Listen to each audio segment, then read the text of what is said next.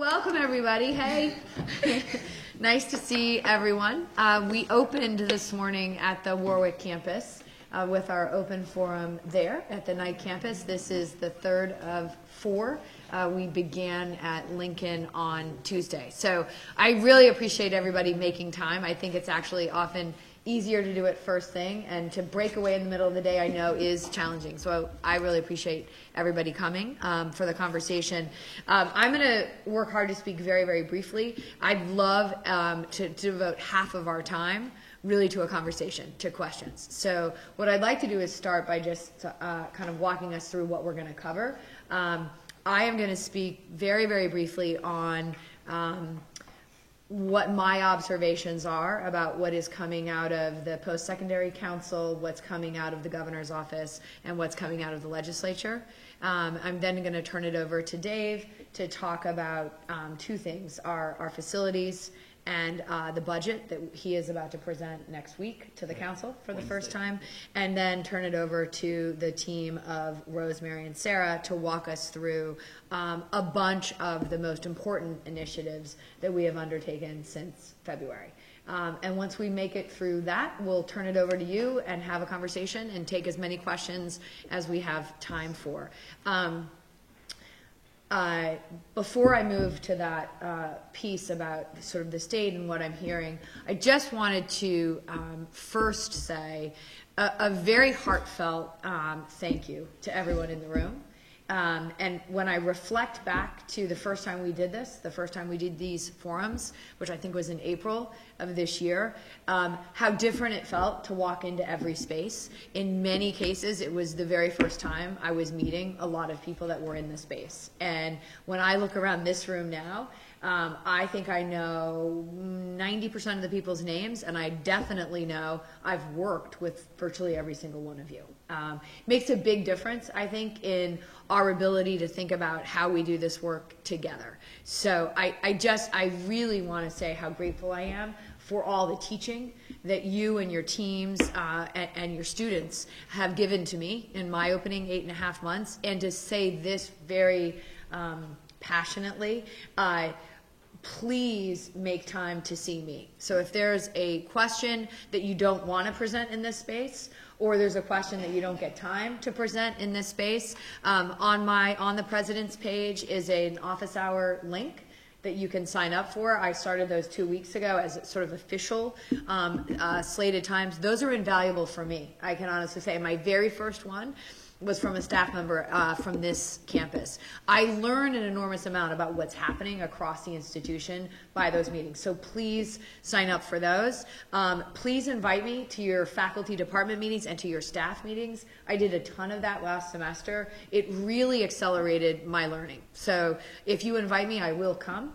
And 3, if you can't find time, if you can't make your schedule work according to when my office hours are posed, send an email, and if we can sort of have that conversation via email, I will definitely do that.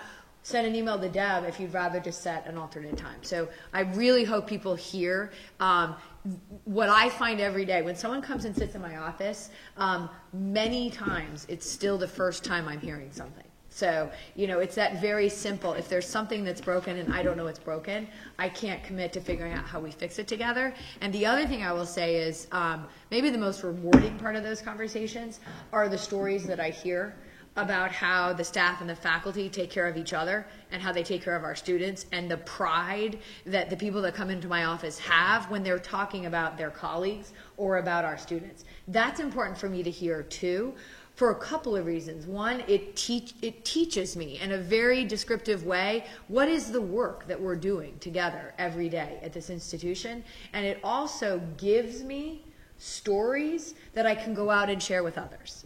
So anybody who's been in a Communications 101 class knows, and I really believe it's true, my role above all is to try to influence people to change their practice and their policy statewide, right? And the way I do that is through having really good data, which we're working on getting, and having really inspiring stories. So the stories really help me tell our story, our collective story of who we are better. So with that, I'm going to frame my comments about what I'm hearing, I think, in three categories. The first is around what I hope we can anticipate for budget for fiscal year 18.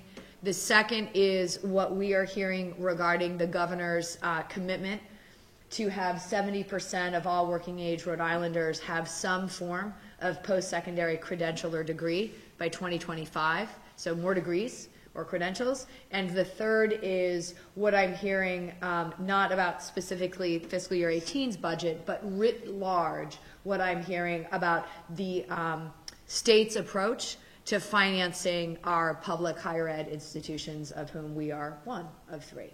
So with that, and Dave is going to speak in more detail about kind of what we think we're going to do with our budget. I'll simply say this. You will all remember that I arrived on February 1st. The budget had already been set. We had put a request in for $4.7 million. This is like a trivial pursuit question. Does anybody remember what we actually were awarded? 900. Yeah, exactly, Sharon. 970. So we got less than a quarter of what we requested. We got about a fifth of what we requested. And that really had immediate impact on how we thought about what we were able to do this year. And as I'm sure we all remember, we kept tuition flat last year as a mandate coming from the state. This year, and again, I mean, you all know this as well as I do, it is reading tea leaves. So I have no certitude what's going to happen in June when the budget is released, but I am encouraged that I think we will be better funded this year. I am encouraged. I do believe there is room for optimism, that we will be better funded for fiscal year 18 than we were for this year, and that there may be some possibility for some increase in tuition. What I can tell you is, in my conversations, and I know it's true for this entire administration, we are never going to advocate for a tuition increase that goes beyond full Pell funding. Right? So when you think about sort of lines of demarcation, we are never going to advocate for something that goes beyond a full Pell funding. So with that, I'll make one final comment. I want everyone to clearly understand that though I'm optimistic it's going to be better next year than it is this year, I am equally clear that, because she said it, the kind of funds that we would require to bring programs like ASAP from CUNY to this college, to do so much of the innovative sort of outcome changing work that we all know about, that's going to require significantly more funding than I expect this college to receive over the next several years. So I think the collective challenge, and it's the state's challenge, and it is this college's challenge, is to figure out, well, if we know how to do this work, we do know how to do this work. We've been doing it for a very long time, and we have great examples across the country, and we know that it does require funding to do it. How are we going to close that gap? How are we going to find that money? I think that is a big question, and it's one that we will continue to have both with the council and quickly with outside funders. So if I think about one message that's been clearly delivered to me, it's the state's going to do the best it can. There is a significant statewide gap in funding. Whether it's 150 million or 180 million or somewhere in between, I can't tell you. But in terms of the money I would like to ask the state to fund this college, I don't think that's coming in the next several years. So I hope what people are hearing is sort of a new one. There's some good news, and then there's some challenging news. So with that, I'd like to pivot to the 70% by 2025. Big raw numbers so that we begin to understand what we're really talking about as a state if we're going to hit 70% by 2025. So an approximate number for this college is, give or take, we hand out 2,000 degrees annually, right? About 1,800 diplomas, about 200 certificates. So call it 2,000.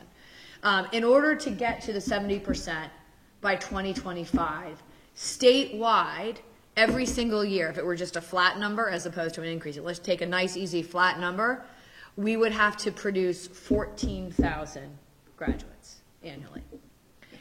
So when I look at this room and I think about this table, I think about a couple of things. I think The way we're going to get there as a state is by really designing a collective impact model. And the community college will absolutely be at the heart of that model and have a very clear and important seat at the table. But we all need to realize, and I delivered that message to the governor yesterday, it is not, I think, a helpful target to set to say that the community college is going to be charged with going from 2,000 to 14,000 next year. I will say this. I was with, Alix isn't here, but Alix and I were with the governor for 90 minutes yesterday. We spent a lot of time talking about this topic. I can tell you she absolutely recognizes the import of that idea of a collective impact, right? And so what is that? We know what that is. It's what most of you do every single day in order to advance your work. It means when we think about that table, it's a big table. So it's our college, it is the four-year schools, it is the privates, it is for-profits, it is state agencies, and it is employer partners, right? It is everyone coming to the table and figuring out if we're going to commit to 70%, we're going to do it together.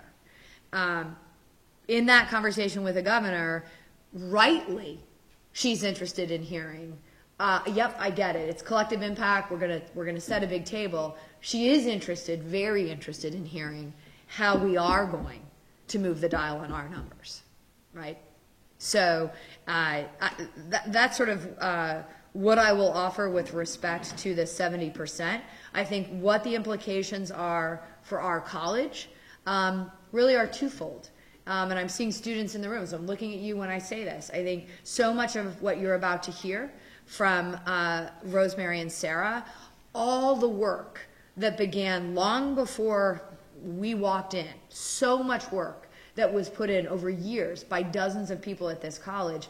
Really what we've done in many instances over the last 8.5 months is just push it through to the finish line. Push it through to the finish line. So you're going to hear some things that it's true. We did launch them. We did make a decision to do them. But in many really important cases, it came out of really talented, committed people at this college saying, I have been working on X, Y, or Z for a whole lot of years. Can we please move it forward? So the way we're going to start to really drive our numbers up is by actually implementing and really focusing on a lot of the initiatives you're going to hear from these two. That's going to roll out over a period of a couple of years. It won't surprise anyone that I would like it to move a lot faster than that. And I can tell you the governor couldn't have been clearer that she expects us to move faster than even what I presented yesterday. Those are the realities, right? So we're going to figure out how we do that. We are going to figure out how we do that. And part of my role will be to continue to work with the governor, with the post-secondary council, with the legislature, to make folks actually really understand in a detailed, meaningful fashion how we do this work. And in some cases, the lead time we need, even if it's a room full of really results-oriented, fast-moving people. Higher ed, it takes time. We know this. Let's see. Let me move, if I might, to the third topic, which is really about financing of higher ed in Rhode Island writ large. I am discerning very clearly from listening to members of the Post-Secondary Council and from listening to the governor and from listening to key members of our General Assembly that they expect us to manage ourselves in an increasingly lean fashion. That message has been delivered very clearly. And for those of you who are kind of interested in digging into, I think, examples that folks are looking at, with the 70% by 2025, you should look at the Tennessee model, the, what is it, Drive to 55. So that's how do we get a whole lot more graduates in this country. Tennessee is one of the leading models. It's clear folks are looking at that as a model. And I think it's a good model. I think it's a good model. In terms of how we think about financing public higher ed, I think the Maryland example is one that folks are looking at. And I guess what I would want this room to understand is if any of you were in the room way back in February when we, I think on the second day, started talking about performance-based funding. The message I communicated then is analogous to the message I'm going to communicate today. We can actually, frankly, have some pretty serious disagreements about some of these issues, and the fact is, as a public institution, we are compelled to deliver what we are being directed to deliver. So in terms of funding, it is my expectation that we are going to be asked to really review our practice and identify ways of taking what we do, what we're doing well and that's working, to invest there and do a whole lot more of it, and to really think in an innovative fashion how we achieve, right, the 70 by 2025 and run ourselves effectively. I'm sure the final thing I'll say is really self-evident. This is both a legislature, a post-secondary council, and a governor who expect all three public higher eds to set milestones, to measure ourselves, and they will be looking to us to hit those milestones, and if we fall short, to explain how we're going to course correct in order to hit them the next time. I guess the very final thing I will say, you know, as I sort of thought about the meeting yesterday well into the night, I will say this. It is clear to me that this governor, I don't believe that there is an issue that matters more to her and that she believes is more essential to the future of the state than education. I will say that.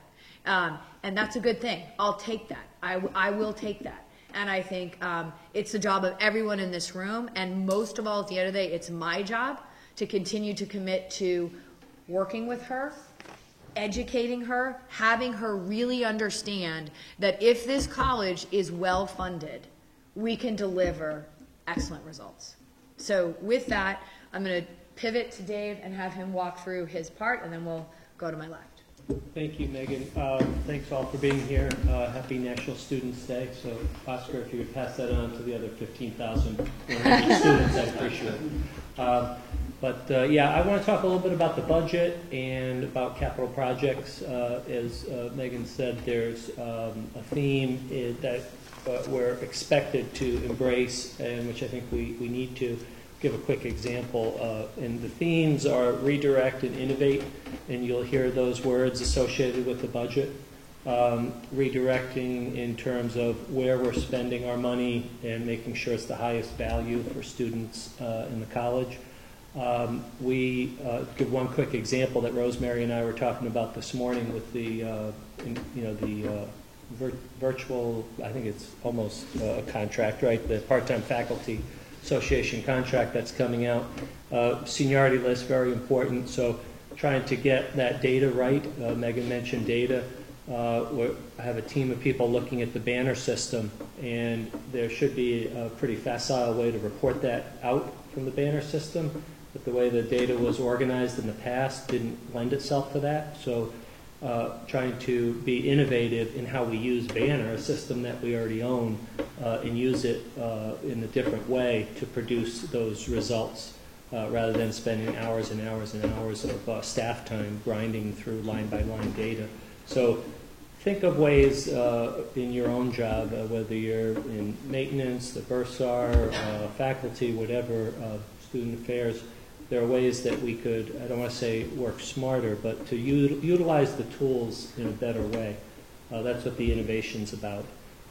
Redirect, we're going to be conducting a strategic planning process. So I'll say a key word for me, for you all to remember, is engage. There will be many opportunities. Need to have faculty and all staff engage in this strategic planning process. We're in the process now of selecting a firm to help us with that effort. So you'll be hearing more about that. In the budgeting world, we're always dealing with 3 years at one time. So we're currently in fiscal FY17, the year that the budget ends, right? So our budget year ends June 30th. So we're in FY17. We're auditing FY16. We're requesting FY18. So we got 3 kind of years going up in the works at one time. Last month we put in our FY18 budget request.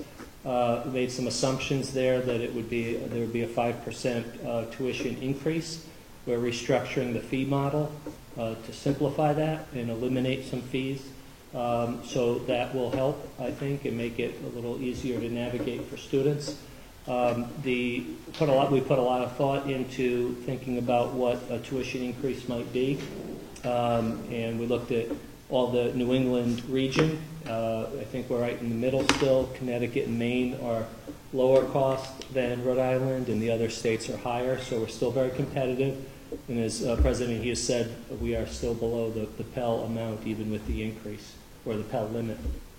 So there's also, if you look at our competitors, Bristol Community College, URI, RIC, New England Tech, we're by far the lowest cost option of those competitors. And as I mentioned earlier, as a former CCRI student, I would say it's not only a low price option, it's a high value option as well. So that's where we're going with the budget. Started last month, and the General Assembly will make the final approval sometime in June, maybe early June.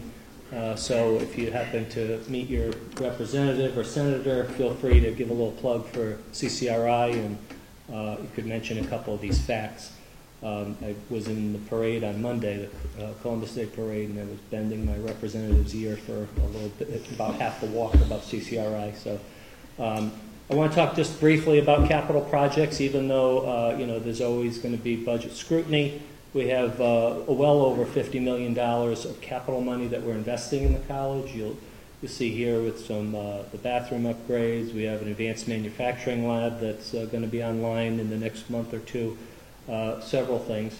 A major emphasis on the Warwick campus, a Warwick renewal. We're in the third of a 5-year plan for that. And we also have a Lincoln renewal plan as well. So thinking about what the campuses look like and how we best meet not only the needs of students and staff, but also the mission of the college in a more broad sense. So again, the strategic planning effort that we're about to embark on will put some real focus on that. So look for all of you to engage in that. I think I'll stop there and turn it over to Sarah and Rosemary. Great. Thanks, Dave. So I can start. I want to talk about enrollment, just in terms of what are topics that are on our mind and what are topics that should be on all of our minds. Enrollment. We had this fall, we froze our enrollment on September 22nd, and the final number was 15,101 students. Last fall, the enrollment was 16,195 students. So from one year to the next, it's a 7% drop. The prior year, if you look at fall 2014 to fall 2015, there was a 7.7% drop. So those are two pretty steep slope drops in a time when we've experienced 5 years of declining enrollment. So what does that mean for us? I mean, it means a couple of things. Dave was obviously talking about the finances of the college, and it has huge implications on our finances. But I think what sort of keeps me up about this is more that, boy, our mission is to be the open access gateway to higher education for this state. So it's imperative that we figure out, all right, if fewer students are coming to us, why? What can we do differently? How can we change that? Because, boy, we're not going to go from 44% to 70% without CCRI playing a huge role in that. And we don't significantly up the number of degrees and certificates we give out if we have a significantly smaller and smaller number of people who are coming through our doors. There's plenty that we're doing in enrollment services in the sort of block and tackle playbook of how do you get out there. So there's more marketing, there are phone-a-thons, there are text-a-thons, there's financial aid applications are going online, there's a mobile recruit team that's been going out to Kennedy Plaza and to various festivals. So there are certainly several steps that we're taking and will continue to take. I think we've just sort of touched the tip of the iceberg on that. And I am certain that the way we're going to tackle this is a collective effort. It's for every single person to wake up and to come into this college with a sense that it's incumbent upon us to not only create the gateway and not only make sure it's there every day, but make it bigger and brighter and wider and clearer in every way we can. And I think that as Dave spoke about various capital projects and various initiatives on the sort of business affairs side, he said, the word I'm going to use is engagement. And I think that in the same way engagement is the way we're going to work together, I think engagement is the key to success with our students, with making this a place that people want to come and people want to stay. And there are a whole lot of different ways we can do that, and some of them are really complex, and plenty of them are happening every day. But I think if we each wake up and we're thinking about, well, can we have 5 more positive moments of engagement today? That across the 1,000 people who are working here will have a ripple effect. And that's not about our students being first-generation college students, and that's not unique to community colleges. That's life. Like, I think about, I think if everyone reflected for a moment, you'd think of those examples in your life where, boy, someone's engagement with me really made a difference. I think about when I moved to Providence, I knew no one, and I had come here to start Year Up because it was a model that was working in Boston, a model I believed in, and boy, the idea that I could bring that to a new community of young people was powerful. And I had never had a harder job in my life. I was doing 7 different things every day that they were completely new to me. I was on my own. I knew no one in this state, and in a state where, as Alfonso has recently experienced, it kind of feels like everyone knows each other. But I was doing it, and I was working hard. And I had a boss who once a week would call and just say, hey, how you doing? Not, I need this, or did you do that, or I called to talk about this. A very simple, hey, how are you, Sarah? And I think that sometimes it's daunting to think about the enrollment dropped 7.7% and then 7%, and our graduation rates are not as high as we'd like them to be, and our students have incredibly complex lives. And I think there's a very simple, just sort of human relational engagement approach that if we're all bringing to the table every day in every way that we can, will have a tremendous ripple effect. So I don't want to oversimplify the challenge that is declining enrollment at this college, and I want to encourage us to do the simple things, reach out to people, make everyone feel like they're a part of something here, and then bring the other ideas to us. So I have office hours every Friday at 9 a.m. I love to meet with people. I love to hear ideas. And there is no topic that I have more of a listening ear toward right now than what are the things we can do around enrollment at this college. Because I know that, boy, I've read a whole lot, and I can quote statistics, and I can tell you what other colleges are doing. And what I can tell you for sure is there's no magic flip-a-switch approach to turning enrollment around. It is about everyone coming to the table, implementing a whole host of different ideas, and continuing to push forward in a variety of different ways. So as you think of those ways, please bring them, and together we'll make them happen. So with that, I'll turn to Rosemary, who's going to talk about some of our current strategic initiatives. Good afternoon, everyone, and thank you for coming out. Sarah just spoke about enrollment, and once students are enrolled, it's our job as well to make sure that they persist and complete.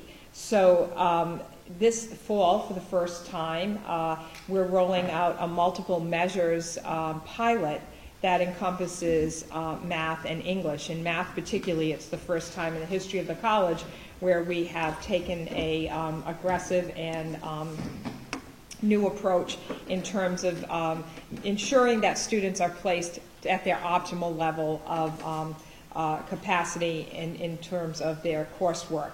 We have had up to 2/3 of our students come in requiring developmental education. That can impact persistence, them staying. It can be discouraging if there's length of time added on to their college experience through developmental courses that don't transfer for full credit. It chews up financial aid dollars. And we also know through research that a single test does not define a student. So through the literature, and we've had a group that's been working for 2 years with faculty, people from student affairs, administrators, deans have been researching the literature and looking at what are those other factors that we can assess with students to ensure that we're placing them at their optimal level. And those include, in addition to AccuPlacer, high school GPA, actually identified as the strongest indicator.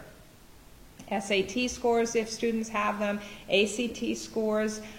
This year, we asked guidance counselors from high schools around the state if they would assist by sending in some transcripts for students, and we received well over 2,000 transcripts that were evaluated. And this semester, we have over 100 students enrolled in college-level math that otherwise would not have been enrolled in those courses. On the English side of the equation, we have more than 300 students placed in college-level English courses that otherwise would not have been placed in those courses. A major thank you to both of those departments, particularly math, as this is the first semester for them rolling out their pilots. One of the pilots is actually Accelerated Pathway, which is taking 2 developmental math courses and combining them. So a student wouldn't have to go through 2 semesters of developmental. They're doing them concurrently. And then the co-requisite model, which takes a developmental math course and pairs it with a college entry level math course. So already we're getting fabulous feedback from the experts that are in the classroom. They really, it was quite exciting to get some feedback that it's already helped us to sort of fine tune. And President Hughes talked about this morning that, you know, we're, in some cases we're at a 1.0, you know, and we're going to be aiming to go to 2.0, 3.0. So the engagement, again, is critical to this, where faculty are emailing us and saying, you know, gee, my students are, these 2 students are struggling, but these other 2 students came in and they're doing fine. It allowed us to go back, look, how were they placed? There are different benchmarks that we need to be revisiting, et cetera. So great work happening there. The English faculty has been ahead of this curve.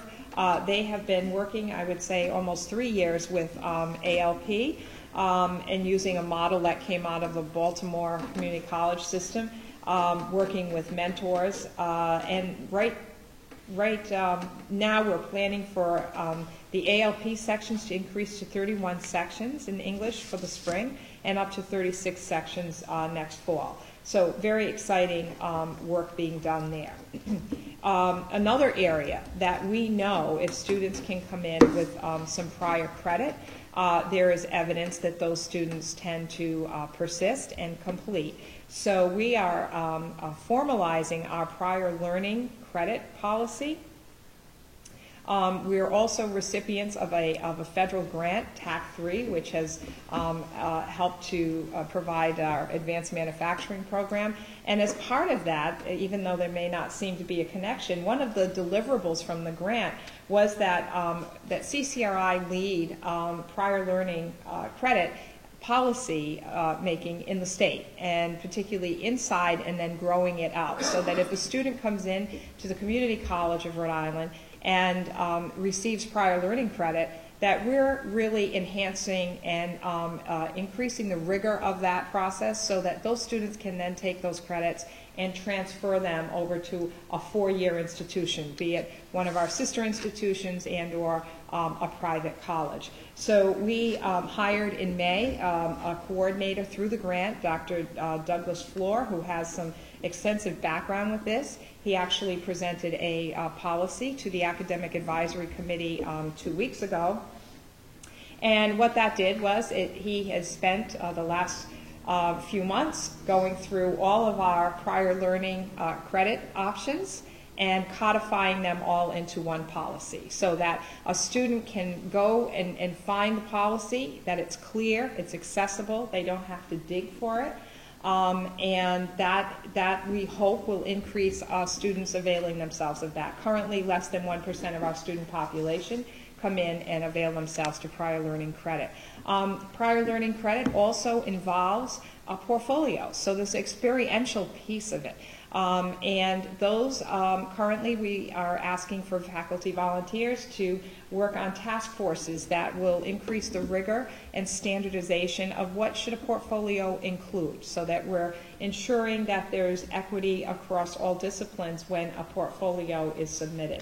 A second task force that Dr. Floor is looking to pull together is that for departmental challenge exams. So where a CLEP exam does not exist, we have some departmental challenge exams. They vary from department to department, and we're looking to, again, increase the rigor and standardization so that we're ensuring the academic integrity of these processes. He's done a great job, and I look forward to bringing that proposed policy to the President's Council at the next meeting. NEASC requires for prior learning, just as a point of information, that, as I said, that the policy is available and it is clear, not only for students but for faculty. And as part of our efforts to increase the awareness to students, which can be a marketing and enrollment strategy, there will be videos that are going up on the website that if a student is interested in a portfolio, there'll be an instructional video for that. We are also, we have what they call an accelerator tool that a student, if they think they have potential for prior learning assessment credit, that they can go in, and some programs have their student learning outcomes already loaded up there. And then the student would be asked some questions, a series of questions, and what the accelerator will do is just simply advise, no, you're not a candidate for prior learning based on your experiences, or possibly you are. And that way, if they are, then they can go forward and investigate how they can pull that together. So those are a couple of the major initiatives that we're taking on this semester. And I'm going to turn it over to Sarah to talk about another critical initiative that we're investigating. Excellent. Thanks, Rosemary. So I want to talk about guided pathways, but before I do that, I realize there's just one tiny nuance to this student engagement enrollment piece that I want us all to kind of embrace over the rest of this year. And that is that when we think about the spring semester, enrollment and retention are the same thing. How do we get enrollment for the spring semester? We take many of those 15,101 students who are here right now, and we get them to come back in the spring. So if you were only to ask every student you encounter 2 questions, the first one might be, how are you? And the second one might be, are you coming back this spring? Do you know what classes you're taking this spring? And really understand what barriers or challenges might be there. Is there a financial aid issue that we can help solve? Is there someone who's just unsure about the classes that they should take? Is there someone else who just needs some academic advising or counseling? Or, there are a whole host of interventions and supports that we can offer if we know now that a student is on the fence about whether to come back or not. But for sure, if our collective goal is to help each student achieve his or her goal, we've got to get students to keep coming back. And sometimes that's the hardest thing, right? You can come for a semester and realize, man, college is really hard. But I think we can be the ones who show people, yes, it's really hard. Yes, there are challenges, but let's solve them together. So that's sort of circling back to enrollment. But what I really want to talk about right now is another initiative, and President Hughes spoke to this at the outset. There were many initiatives at this college that when we arrived were somewhere between 30 and 99% complete. And one that's critically important is guided pathways. And I think if there's one message that I've heard from almost every student I've encountered in my 8 months here, it's a desire for more structure and more guidance and a stronger sense of, what does it look like for me to get from here, wherever here is? Here might be, I just arrived here, and here might be, I'm 37 credits into my experience. Wherever that student is, they are often seeking more structure and clarity about how they get to the finish line. And that's not surprising. 2/3 of our students are first-generation college students. We have 95 degree and certificate programs. So I've got plenty of higher education under my belt, and if tomorrow you ask me to choose from one of 95 options, that is a dizzying array. And this is not uncommon to the community college landscape, but I think the way in which high-performing community colleges have addressed this is to introduce more structure at the outset. So you're taking 95 and you're getting them down to 5 buckets or 5 meta majors and saying, okay, well, maybe you don't know today, Yamil, exactly what you're interested in, but does it sound like healthcare or business or arts and humanities or social sciences? It can be easier for a student to get their arms around those options and then to start moving in a direction where, okay, healthcare. Like, here's what your first semester should look like. Regardless of whether you want to do nursing or respiratory therapy or whether you're completely unclear, here's where you can start. And fortunately, there's a ton of work that's already been done on that project. There was an entire committee of student affairs and academic affairs folks who came together in the 2014-15 school year and presented a report back that says, here's exactly what we think is needed. We think there's more structure. We think we need somewhere from 5 to 7 meta majors. Here are a set of possibilities. You need to link that to advising. You need every student to have some form of career assessment when they come in the door, because some students will struggle even to choose from 5 options. So with that project, what's good is that it feels well underway. I do think we're kind of picking it back up just now. And if I look at the sort of phases as we go forward with that, I think the end goal is that by the fall of 2018, we want every student coming in to have a really clear set of pathways from which they can choose. Between now and the fall of 18, because our president has told me that feels really far off, there will be some interim milestones. So you might see that we're able to create a healthcare pathway immediately and introduce that for any students in the fall of 17 who are interested in healthcare.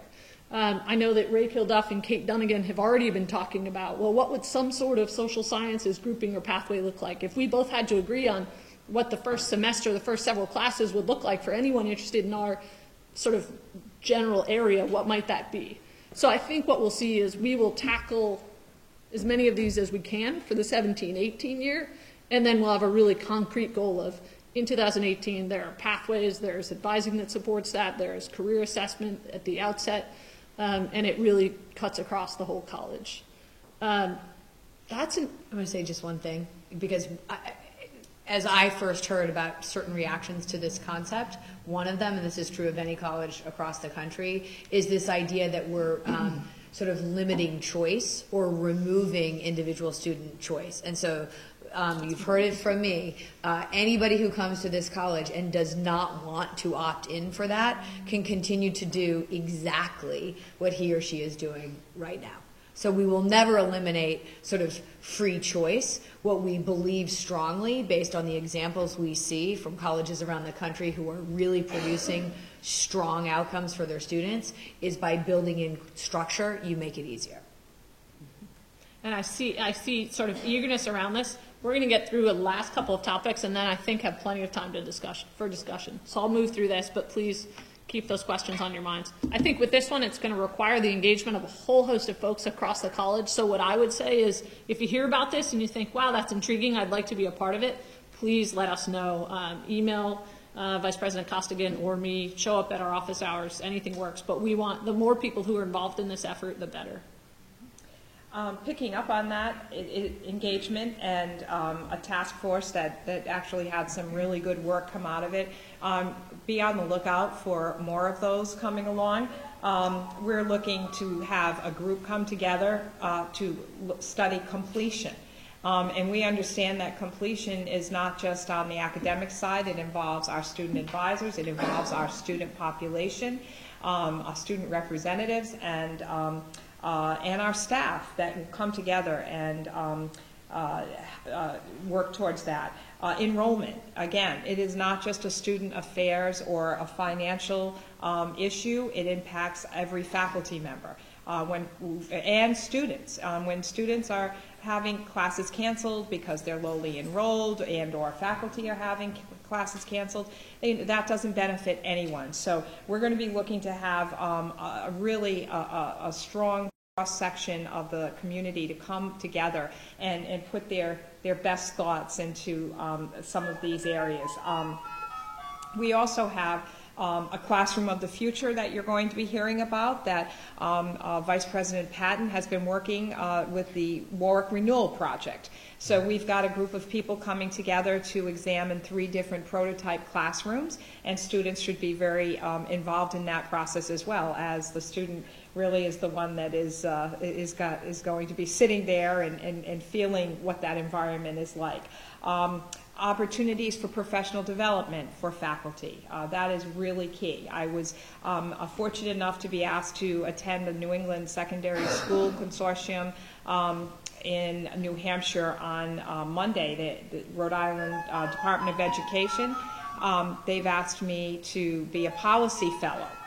And while I was there, I was struck by the parallel of what's happening in K through 12 in terms of the challenges that they have with faculty inputs and things to that point, where they're asking their faculty to look at different models and change, and things are happening very quickly. And they have identified professional development, supporting faculty in learning new methodologies, et cetera, which is something that we're also really committed to doing. And again, there's a task force that meets on October 31st. It's comprised of math chair, the English department chair, 2 representatives from both math and English, 2 faculty representatives for a total of 4. And we're going over to the Rhode Island Department of Education, and we're going to be meeting with 3 superintendents from 3 different school districts in Rhode Island, and they are bringing with them a principal from each of their high schools and their faculty in math and English. And we're going to sit at a table, and we're going to talk about what it is students need when they come into CCRI on day 1. That conversation is going to have rippling effects in terms of they're opening their doors, they're saying, what do we need to do? It doesn't feel good to a high school teacher or to a high school student when they hear us say, 2/3 of students coming in need 1 or more courses in developmental education. So this is a first step with that process. We're really excited about it. And the other important thing is it starts in K through 12.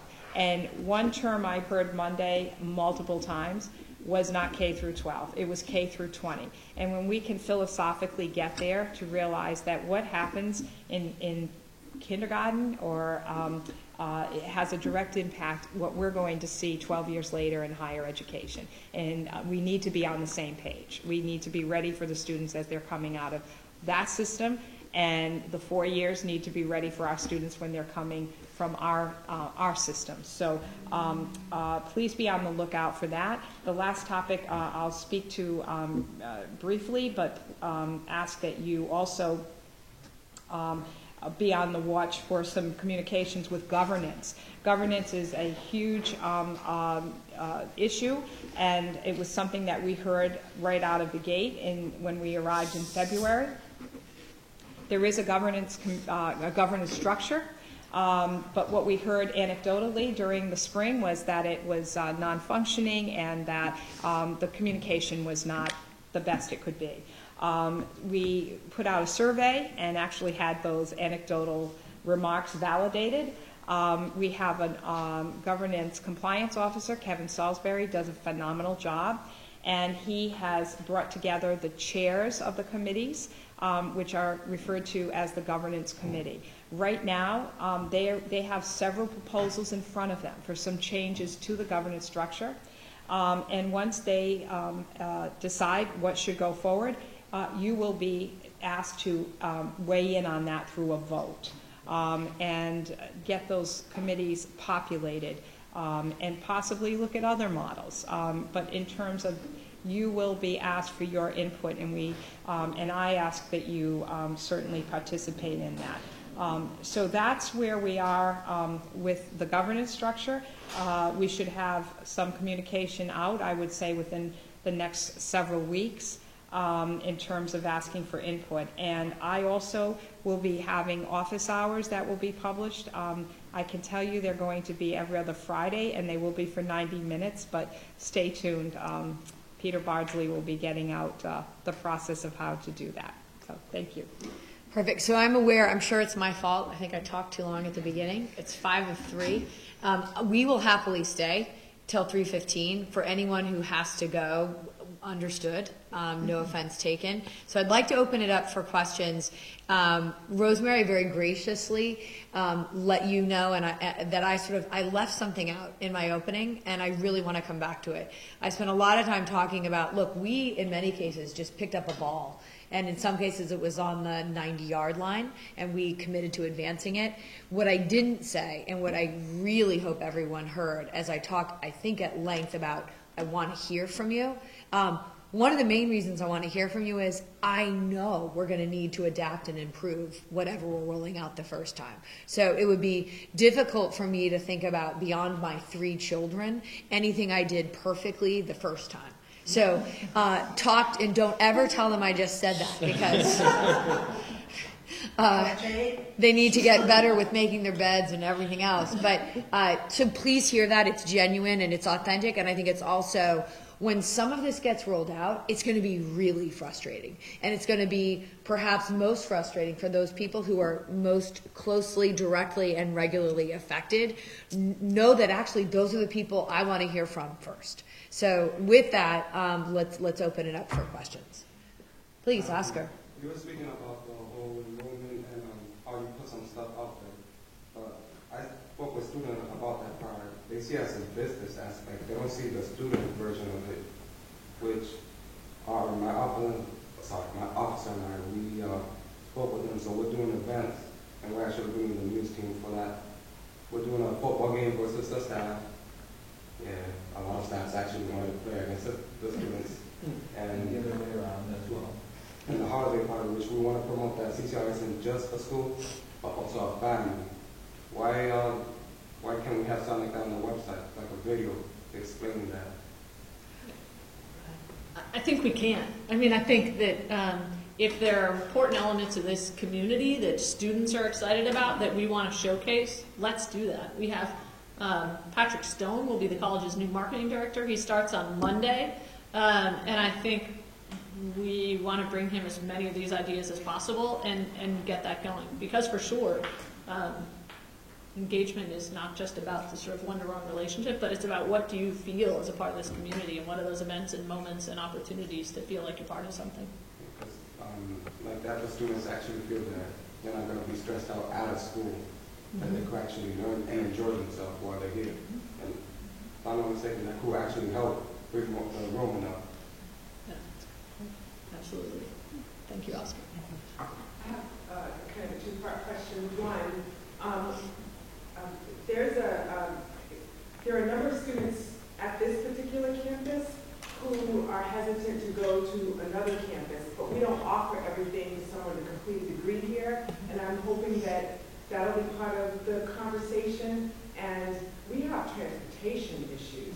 I had several students volunteer for the Alzheimer's Walk, who were bringing back, reflective conversations about their experience there, and a ton of them couldn't get there because of the transportation thing. And I know that I think we would have better enrollment if we had better transportation. I have no idea what the solution to that is going to be, because I know that's probably not part of our budget, but there's got to be some way. And I know that we have a baby boomers population that are willing to get a different credential or something. We have elders that are interested in, keeping their brain healthy. So there's so many, if we're looking at the community college population and not just those transitioning K through 20, looking at the entire, community and the potential. So I'm going to start English, if that's all right, and then everybody else should add as seems helpful.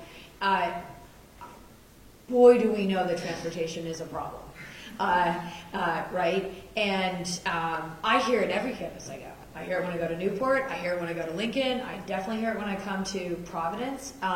The governor has heard it too. She heard it when she was here 2 weeks ago. She hears it from me. She said just yesterday, I know we've got to figure out RIPTA and how that impacts how we think about doing our work here. I will say just 2 things, because your comments covered, I think, a couple of really critical issues. The first is, I met with the campus directors earlier this afternoon and said to them, Walter among them, I know that I'm going to be asking the work we do through our strategic planning conversations.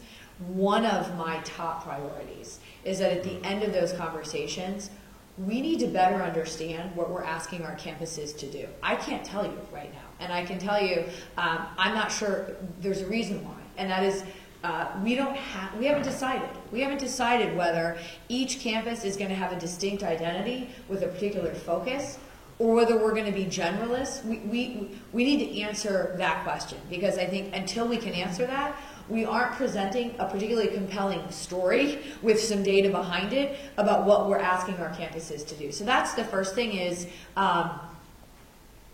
if we look at ourselves as a consortium, how do we think about linking what we do campus to campus? So there's both the content, the identity piece, and then there's the transportation piece. And if I were, this is a sketch we're doing together right now, if I were sketching it and I were thinking about the redirect and the innovate, I absolutely think there is a way to think about how we take some of the resources that are going into the college right now and redirect them in an innovative way, so that if Oscar, I don't know, if you want to be a nurse and you can't get what you need here, we're going to invest some resources in transportation, whether that's a RIPTA partnership or something we haven't even thought about, and we're going to get you to Lincoln if that's where you need to go. I mean, that's a real sketch. I guess I would just say two things. I think it's going to take some time to fix it, and more time than I'm going to enjoy. And so that's the bad news. I think the good news is message received, like absolutely received from everyone here, and the governor has heard it and she agrees. So there is absolutely there's no challenge from her. There is a very authentic, I think, acceptance that we got to figure that part out together. I'd just say I would be completely shocked if our strategic plan's output didn't say that we need to offer more certificate and more degree programs that you can do from start to finish in Providence. Providence is our largest growing student population. So we have this campus. It's a great community. We will, over time, address those transportation issues. But assuming that the transportation issues will be thorny, I've got to imagine that we're going to be moving in a direction that says, so assume no matter what, some people are going to want to go start to finish here, and what does it look like for us to do that well? I have a question for what you were just saying about the transportation, that you guys are working on it, it's a progress and everything with the classes the students are looking for to complete. Does the community know about it, that you're working on it? Like, is it out there that the students are being communicated and they know that this is in process, a continuing project? So I think probably that's a better question to pose to Yamil and to Oscar, whether they know. I have a suggestion. Sure. In each of the campuses, we have the TV monitors or that electronic thing that goes by. It used to work here. I don't know what happened. But my suggestion, with the marketing, whoever's in charge of that, would put, monthly or however you want to, let the students know, the community, that, their concerns, like the transportation or the upcoming, maybe working on the classes they would like to have at the Providence campus or whatever campuses they're at, that it's in a work in progress, et cetera, and send like a contact, like an email or, a phone number. If they have concern about it, they can have someone, a go-to person, to go directly, so this way the communication is open, wide. I will tell you the single biggest piece of feedback we've gotten going across the 3 campuses is you got to do better with communication. And Patrick's going to have a big first week because I have 25 things he must do first. But on that list of 25 is he has got to get to focus groups at all 4 campuses and listen to conversations like this. So please. Because a lot of times when the students would, talk to me once in a while, that is one of their topics that keeps mentioning, repeating over and over, about not getting the communication or not knowing. So I would give them suggestions on where to go to find out information, and I told them that it's up to them too to go out and find out, because it's their institution and it's their education, and they're our future generation. Thank you. John, did you have your hand? President Hughes, on that, I just want to indicate I am off the clock, so I'll speak on with my heart. I noticed as a college police officer that we have several 15-passenger sports vehicles parked in parking lots that might be able to double as a shuttle bus. I'm just throwing that out there. I love it. Or a carpool to school. Do you know how to drive one of those? Maybe together. You take one, I take the other. I like it. Throw it somewhere. Yeah. No, thank you. Those vehicles don't move during the day. Yep, I appreciate that. Thank you. Jane, did you have a question? Yeah, I just have a statement. I thank you for the Chief Optimism Officer, as I renamed her when she first came on board. Just thank you for this information, for this communication. And I think you have 4 campuses and 2 satellites of people who are dying to be well-spoken, well-informed, educated foot soldiers that can get to a lot more people and a lot more hearts and a lot more meaningful end results than 4 LCD screens or any constant contact subscription.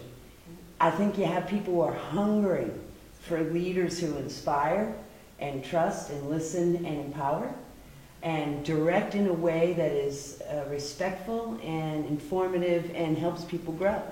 I think you have a workforce that is really, really dying for goals that are achievable and exciting to work toward. And I feel that through this panel. And I don't know if people want to disagree with me, but I think we all have the energy.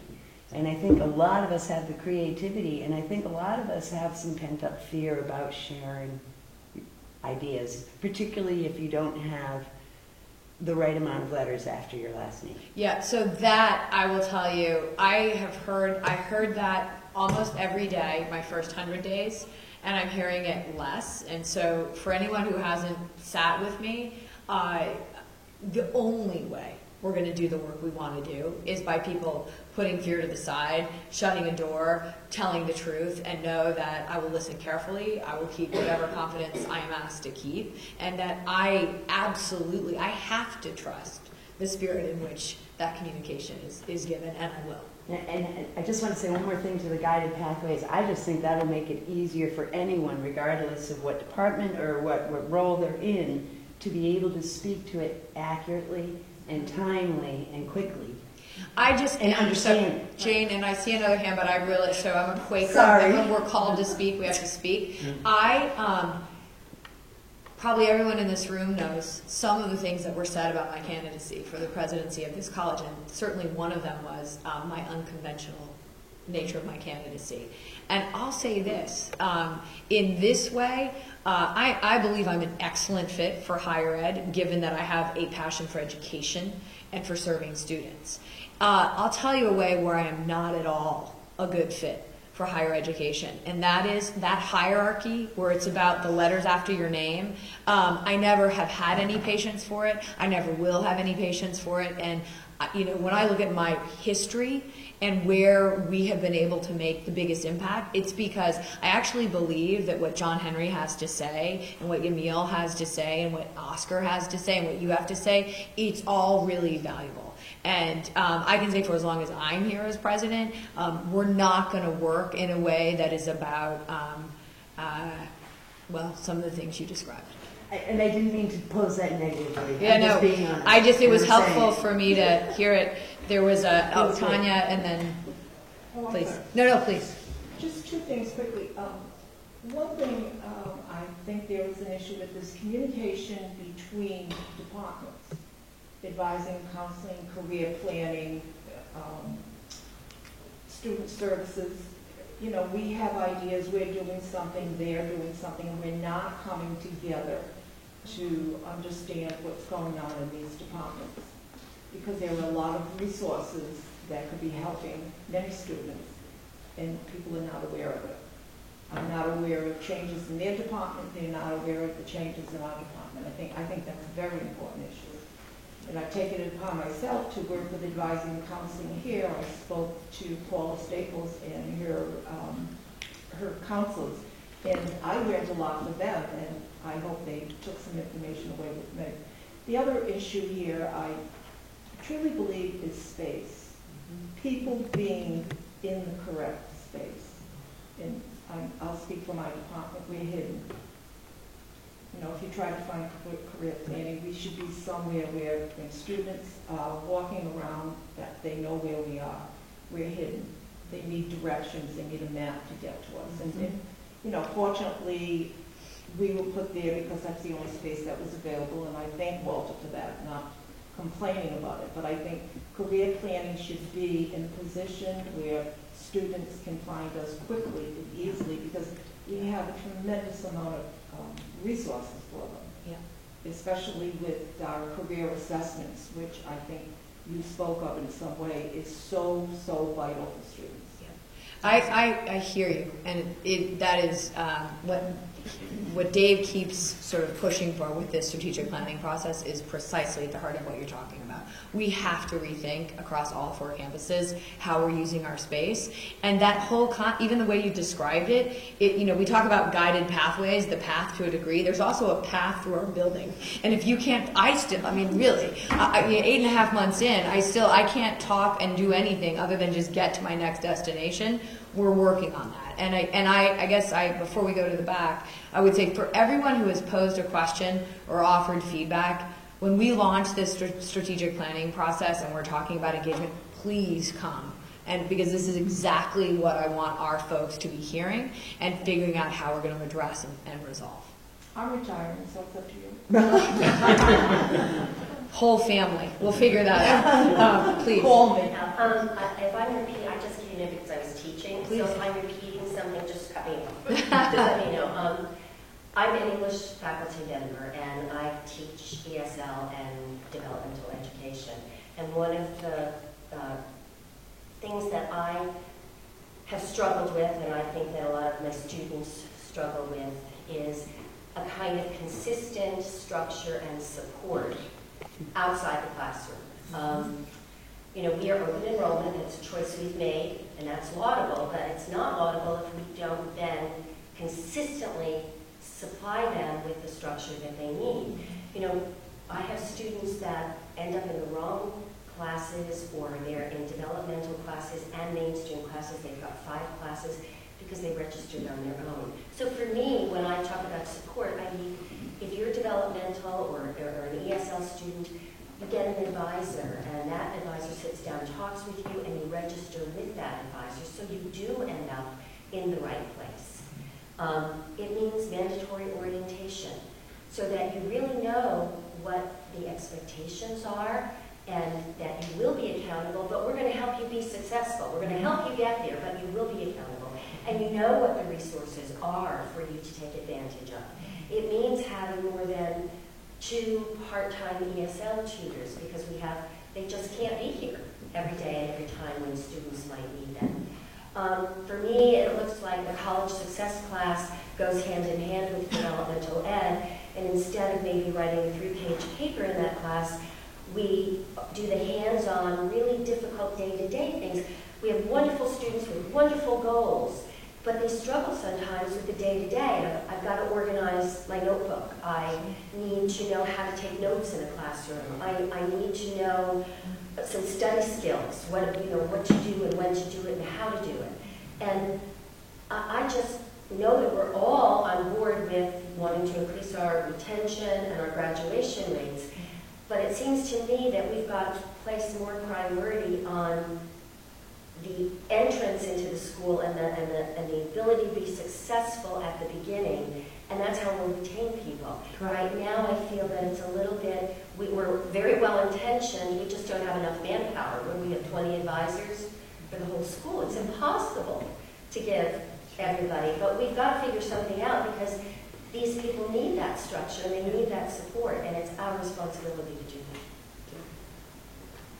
Well, I didn't know if this was a follow-on to the Yeah, same this is question. kind of, I just wanted to say, in addition to that, and I don't know if people took it that way or not, but I know this sounds a little high school-like, but part of the problem with I also teach ESL as well as some other English classes, and part of the problem is, in high school, you go to your guidance counselor or advisor or whatever, and you keep going to the same person.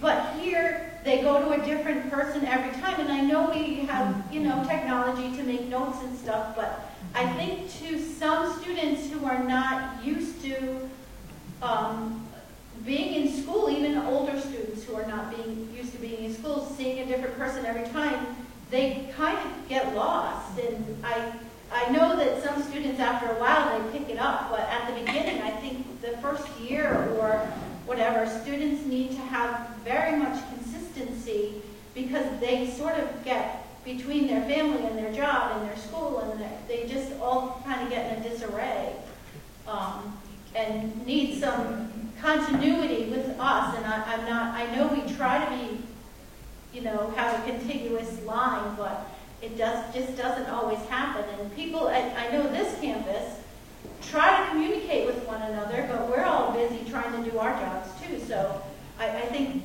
sometimes it just doesn't happen, and then we lose them. They fall through the cracks because of that. Thank you. Absolutely. So I can start and then probably add in. I mean, I can't remember who was here when we were starting to talk about guided pathways, but I think this idea that when students arrive here, the moment they arrive here, they fundamentally need more structure than we are providing today is true. And so guided pathways is the sort of most basic form of structure that we're planning to provide today, which is let's take the 95 degree and certificate options and boil them down to a set. But within that, I think you then have to also address these questions of, okay, we've said within business, if that's your area of interest, here's what your first semester might look like as a full-time student. Okay, but sure, I'm X number of levels behind in reading, and I'm an ESL student, so help me understand what my path looks like. I think that colleges that have done guided pathways well have had pathways that start not only with some assumption that you're coming here at a college level, but with an understanding that many of our students are not coming here at that college level, and what do those pathways look like? And I think that the advising piece, we spend a lot of time, we are absolutely sort of resource constrained on the advising side, and we do spend a lot of time saying, so what do we do within that?